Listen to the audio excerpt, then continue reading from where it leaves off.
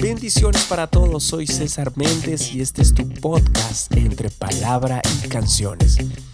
Iniciamos la serie Milagros y te invito a que no pierdas ninguno de los episodios que estaremos compartiendo. Hoy continuamos con el episodio número 2. Esperamos de todo corazón que Dios hable a tu vida. Estas personas tuvieron cosas en común.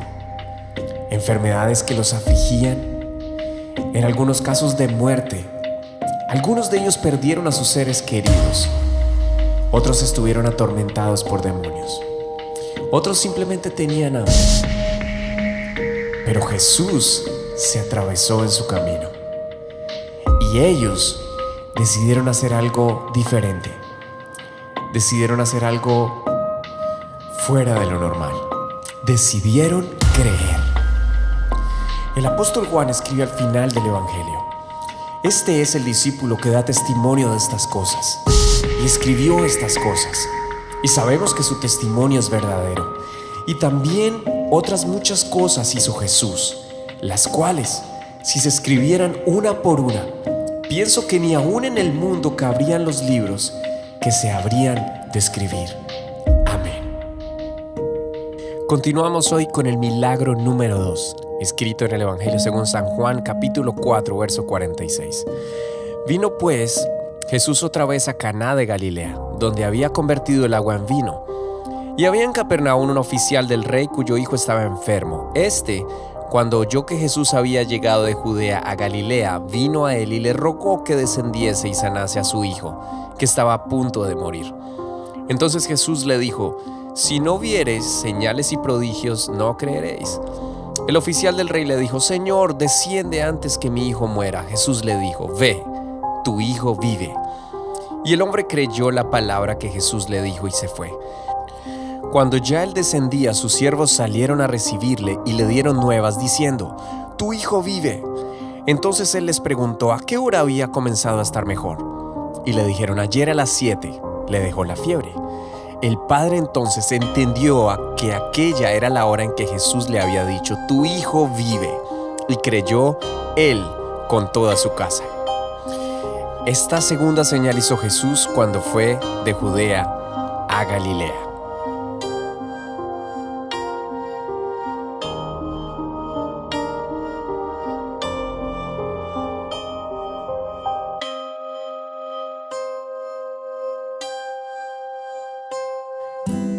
Estudiemos el contexto. Jesús había estado en Samaria teniendo la maravillosa conversación con la mujer del pozo, ¿recuerdas? Fue allí donde Jesús pronunció esas maravillosas palabras que están registradas en el Evangelio según Juan, en el capítulo 4, verso 23, acerca de la adoración verdadera, o de los verdaderos adoradores. ¿Cómo puedes leerlo? Además, al final de esta conversación, esta mujer, de la cual no sabemos su nombre, se convirtió en una de las primeras mujeres evangelistas. En el Evangelio según Juan, el capítulo 4, verso 43, dice que Jesús tuvo que viajar con sus discípulos. 2 días después salió de allí y se fue a Galilea. Podemos tener un promedio de una distancia de 66 kilómetros o 41 millas. En auto esto puede tardar sin tráfico tal vez 45 minutos a 1 hora, dependiendo del promedio de la velocidad. Pero recuerda que ellos tenían que caminar. Y esto caminando sin parar es un promedio de 12 a 13 horas. En el verso 44 hay una realidad confirmada por Jesús mismo. Porque Jesús mismo dio testimonio de que el profeta no tiene honra en su propia tierra. Y esto es una frase realmente fuerte, porque aún hoy es difícil que alguien que crezca en una ciudad o en un barrio, en un sector, las personas que le ven, que le rodean o aquellos que son de suma confianza puedan creer en sus habilidades. Bueno, a Jesús le pasó, así que si te ha pasado a ti, no te preocupes, es tiempo de continuar y de seguir adelante. Jesús fue testigo de esta situación tan difícil en la condición de aquellos que a veces más espera uno que le apoyen. Y en el verso 45, cuando vino a Galilea, los galileos le recibieron habiendo visto todas las cosas que había hecho en Jerusalén, en la fiesta, porque también ellos habían ido a la fiesta. Ahora, no sabemos en qué ciudad se encontraba Jesús exactamente. Si tienes la oportunidad de observar un mapa de Galilea en tiempos de Jesús, podrás observar las ciudades más importantes: Caná, Capernaum, tal vez la más importante y donde Jesús hizo muchos milagros, como lo estudiaremos en esta serie. Pero también está Naín, de la cual hablaremos de un milagro maravilloso. Y también está Genezaret y Magdala, Tiberias y Nazaret. En el verso 46 dice que él volvió de Caná. Vino pues Jesús otra vez de Caná de Galilea, donde había convertido el agua en vino. Y fue en ese lugar, a una distancia aproximada de 35 kilómetros o 21 millas, donde el ministerio de Jesús empezaba a desarrollarse en su primer año. Serían días muy intensos. Al entrar en Capernaum se encontró con un oficial del rey, un diplomático. Lo puedes leer en el verso 46 al 47. Y aunque el oficial le confirma a Jesús su dificultad y deja a un lado su posición de autoridad como oficial real, pero ante la autoridad de Jesús, toda autoridad humana se queda corta. Y él deja a un lado esa posición de autoridad. Y Jesús le dice, probablemente también a los curiosos que le rodeaban, que si ellos no vieran los milagros y las señales no podrían creer. Estaban sujetos a lo que veían, a lo que percibían por sus ojos. Lo cierto es que Jesús por lo general prueba a quien busca un milagro, si la persona realmente está interesada en ello. Y lo podemos leer en el verso 48. Jesús le dice, si no viereis señales y prodigios, no creeréis. Si aquel funcionario es doblegado por el orgullo natural que todos de una u otra forma tenemos, se hubiera frustrado ante la respuesta de Jesús, o simplemente se hubiese rendido. Como dice el comentarista William Barclay, Jesús se hubiera dado cuenta que su fe no era muy auténtica. Definitivamente, tenemos que tomar con mucha seriedad nuestra fe para recibir algo de parte de Jesús. El oficial simplemente confirma su necesidad, confirma la urgencia que tiene y también confirma que Jesús puede hacer algo. En el verso 49 podemos ver su intención, su ruego, su dificultad. Señor, desciende antes que mi hijo muera. Y en el verso 50, entonces el poder de Jesús obró a través de la fe de este diplomático. Pero Juan no termina su relato para que nosotros simplemente sepamos que el hombre creyó y se fue. Hay unos detalles que son realmente importantes en los siguientes versos. En el verso 51 dice que al regresar a casa, seguramente el viaje no fue corto, porque podemos deducir que llegó al otro día, en tal vez horas de la tarde, recibe la noticia. Y su interés en el verso 52 por confirmar el obrar del poder de Dios, y no de una vaga coincidencia como puede llegar a ser característico en muchas personas en la actualidad. Después de que reciben su milagro, simplemente olvidan quién lo hizo y cuál es el interés principal de quien obra en nosotros los milagros. Así que en el verso 52 él pregunta y recibe la respuesta y le dicen la hora en la cual la fiebre había dejado a su hijo y su recuperación se había dado. En el verso 53 este hombre tuvo una revelación. Ocurrió lo más poderoso que debe ocurrir después de que se recibe un milagro. Y este hombre actuó luego en obediencia sin que nadie le dijera. Jesús ya no estaba físicamente en ese lugar. Seguramente la semilla que había sembrado en el corazón de este hombre a través de la fe empezó a germinar por decisión propia de este hombre. Y dice en el verso 53 que creyó él y toda su casa. Juan nos dice que esta fue la segunda señal que Jesús hizo cuando fue de Judea a Galilea. A diferencia de los otros evangelios que estudiaremos en los siguientes milagros, Juan coloca los milagros como señales poderosas de Jesús, como la manifestación humana de Dios.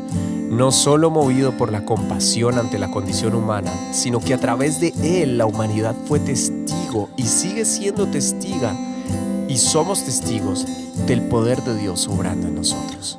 Este hombre, este oficial nos muestra nos da una gran lección de cómo nuestra fe, nuestra obediencia y la intención de recibir algo de parte del Señor a veces tiene que ir más allá de una simple y mera intención. Según la urgencia que tengas, de esa manera seguramente también tu fe se va a activar.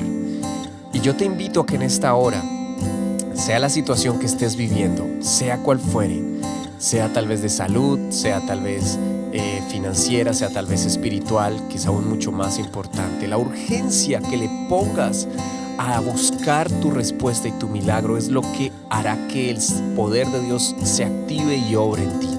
Este hombre no tenía tiempo que perder, no podía darse el lujo de esperar, porque su hijo estaba a punto de morir. Y tampoco podía físicamente desplazar al Señor hasta su casa porque estaba muy lejos. Pero entendió que el poder de Dios no tiene límites, no tiene fronteras.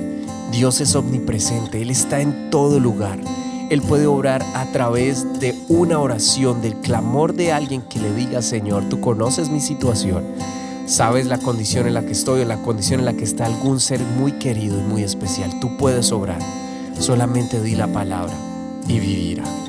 Y dice entonces la Biblia que Jesús le dijo: ve, porque ya has recibido tu milagro, porque tu hijo vivirá. Y este hombre creyó.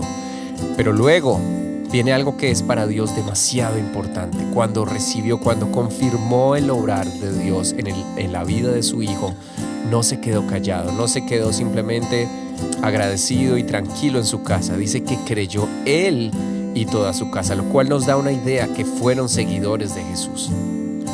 Ahora quiero leerte este testimonio que tuvimos que experimentar el 23 de julio del año 2021. Lo recuerdo perfectamente. Acabamos de llegar aquí a los Estados Unidos y mi padre, después de salir de una cita médica de rutina, se encuentra con la siguiente situación. Él escribe en un mensaje que me compartió hace un tiempo atrás. Se encontró con la noticia y con la situación más compleja que ha recibido. El diagnóstico era cáncer gastrointestinal, un linfoma de Burkitt, una de los más agresivos que existen de esta terrible enfermedad. En ese momento, dice mi padre, mi mente se llenó de oscuridad y muerte, pero en medio de las negras tinieblas que rodeaban mis pensamientos vi la luz resplandeciente y divina de la vida. Me di cuenta que tenía la oportunidad más grande de mi existencia, alcanzar aquel destello. En mi reacción pude entender que algo tan pequeño que se define como un grano de mostaza tiene un efecto muy poderoso: la fe. Mientras le daba la noticia a mi familia y amigos, viendo su desesperación y desconsuelo, en mis pensamientos buscaba cómo podría encontrar ese pequeño destello antes mencionado. Y aquí abro un paréntesis para recordar que mientras iba manejando en mi auto con mi esposa y la familia, recuerdo que le llamé, le pregunté cómo le había ido en el médico. Yo suponía que era una visita de rutina, y cuando empecé a escuchar sus evasivas a la respuesta que me estaba dando, entendí que la situación no era buena. Cuando él me da el dictamen médico, realmente mi corazón se quebrantó, estando a la distancia y sin poder hacer prácticamente nada más que dentro de las posibilidades humanas esperar y orar al Señor por un milagro. No teníamos más que hacer.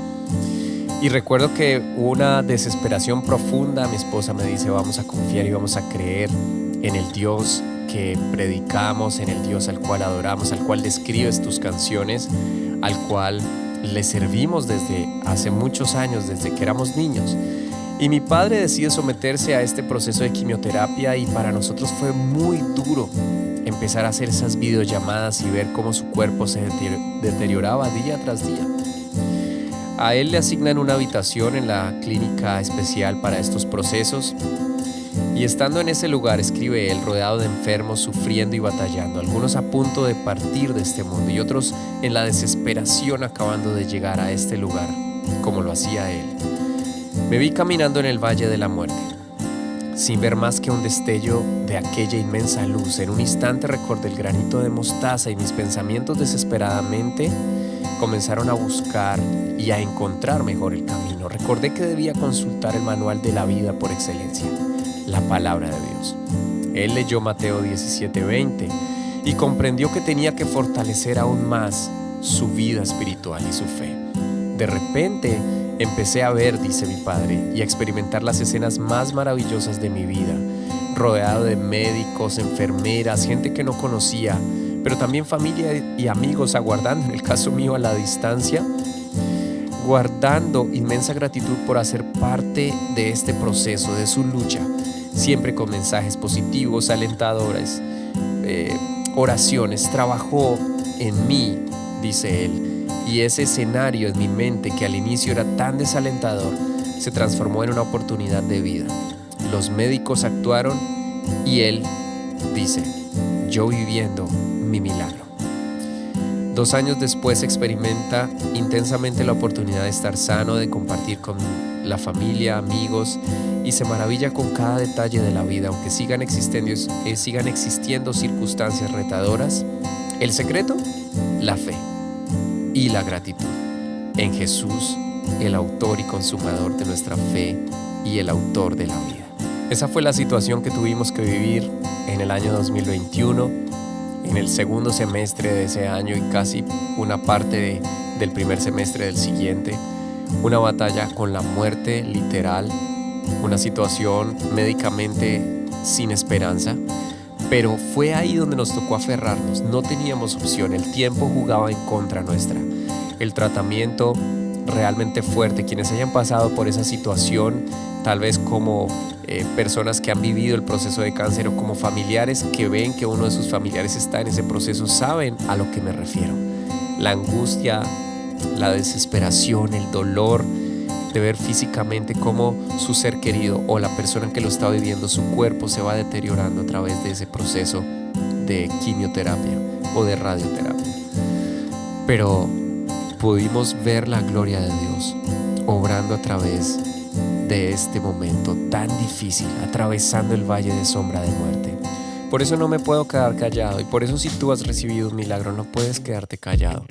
No importa cuándo lo hayas recibido, lo importante es que podamos contar las maravillas de Dios, que podamos ser seguidores de Jesús y que podamos vivir su palabra, creer su palabra y que podamos ser testigos del poder de Dios obrando, porque Dios todavía hace milagros. Eso es lo más importante que debemos estar listos para hacer. Cuando recibamos el milagro en nuestra vida, tenemos que estar listos para creer y contar las maravillas de Dios en nuestra vida, para no cansarnos nunca de decir, Señor, tú obraste un milagro en mi vida, yo te voy a seguir, yo te voy a adorar. Pero si de pronto aún no lo has recibido, qué bueno que puedas confiar en Él y decirle, Señor, aquí está mi vida, mi dificultad, tú puedes obrar un milagro. Yo quiero seguirte, creo en tu palabra y creo en tu poder. Yo soy César Méndez, esto es Entre Palabra y Canciones de la serie Milagros. Milagro número 2, escrito en el Evangelio según San Juan. Por favor, te invito a que sigas escuchando estas series maravillosas especiales del podcast Entre Palabra y Canciones en todas las plataformas digitales de podcast y en YouTube Channel también. Nos veremos ya en el siguiente milagro, en el siguiente episodio. Paz del Señor para todos.